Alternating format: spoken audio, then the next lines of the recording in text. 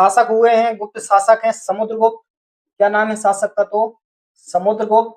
और समुद्रगुप्त का एक दरबारी था जिसका नाम मिलता है हमें हरिसेन। क्या नाम है? तो हरिसेन। तो ये समुद्रगुप्त का दरबारी था, बहुत विद्वान था। या हम बोल सकते हैं कि बहुत अनुयायी था।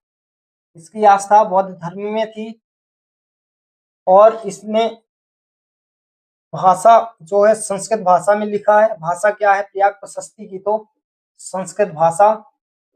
और जबकि लिपि हमें देखने को मिलती है ब्राह्मी। ब्राह्मी लिखी और शैली बोले तो चंपू शैली में लिखा गया है। चंपू शैली अर्थात गद्य और पद्य दोनों में ही लिखा गया है, गद्य और पद्य। और जबकि मूल स्थान के संबंध में देखें तो यह प्रयाग प्रशस्ति मूलतः उत्तर प्रदेश के कौशाम्बी में थी और जिसको अकबर के शासनकाल में अकबर का पुत्र जहांगीर है तो जहांगीर लाता है इसको प्रयाग में लाता है।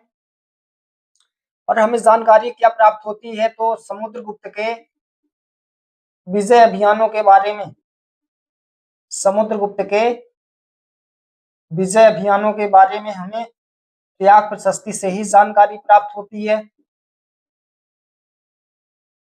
ये था प्रयाग प्रशस्ति जिसको हमने बहुत ही संक्षिप्त में समझा। एक बार फिर देखें तो समुद्रगुप्त हुए हैं गुप्त शासक।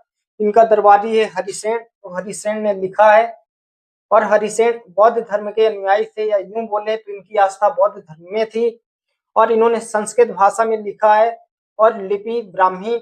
जबकि शैली देखें तो चंपू शैली अर्थात गद्य और पद्य दोनों का प्रयोग हुआ है और ये मूलतः कौशाम्बी में थी प्रशस्ति, जिसको अकबर के शासनकाल में जहांगीर के द्वारा प्रयाग में लाया जाता है।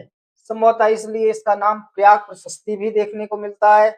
और हमें इससे जानकारी मुख्यतः समुद्रगुप्त के विजय अभियानों के बारे में मिलती है। ये था प्रयाग प्रशस्ति, हमने समझा।